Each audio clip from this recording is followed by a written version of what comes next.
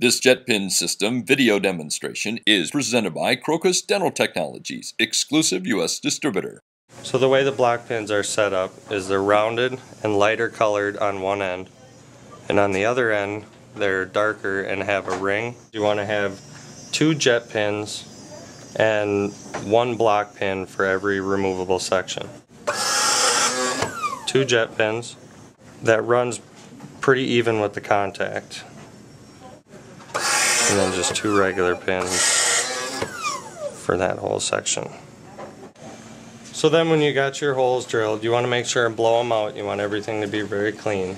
What we use is floor wax as our separator. You just take a little bit and dab it on there, rub it on the underside of the model and on the inner and outer edges, and that's our separating agent. And I'm going to start with block pins. These block pins will actually stay in the base after the model is cut out. And you just put them in, rounded side down. And so, because you don't use any glue with this pinning system, what you're going to do after you get the jet and the block pins put in is you're going to give each pin a tap. And this just helps make it stay in the model. So what we use is the Smart Box weighing system. Dispense water and hit the scale button. 25 grams of water to every 100 grams of stone. Now you're going to mix it up. You want there to be no powder, you want it to just be all liquid. And this is a whip mix mixing system. It's sucking all the air out of the stone, so there'll be no bubbles or anything in the stone. So then when you get over to the basing area, you're going to want to take it and you just set it in your mold and line the midline up with the notch on the end of the mold. And so now what you're going to want to do is you want to just dump the stone in nice and slow, and this is flow stone, so it'll fill in around everything by itself, and you just want to come up until it touches the bottom of the model. So this is the model after it's in a mold and the base is dry and everything. You can see the red sleeves through the bottom.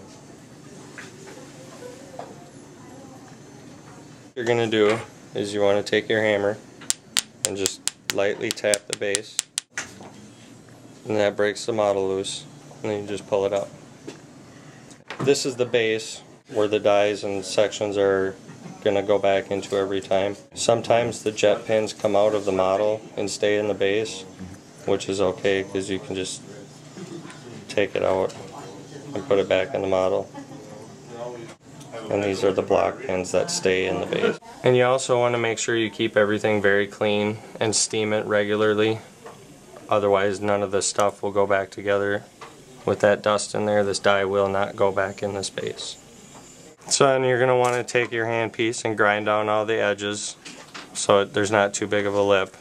You got to have your hands on both of these sensors, otherwise the machine won't work. When you go to cut out the model, you're going to want to make sure all the jet pins are in the model. It makes it sit on the table a little easier. And then you just break it. I'm cutting it apart because you got the working die here and then the 2 contact teeth. So then I'm going to want to cut this side out too.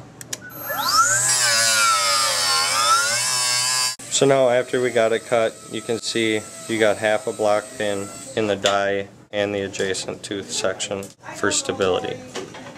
So then this is your finished product after the die is trimmed. We got our 2 removable sections for the contacts, and then we have our die that we wax on. If your lab is interested in the jet pin system, contact Crocus Dental Technologies, jetpinsusa.com, Badness Heights, Minnesota.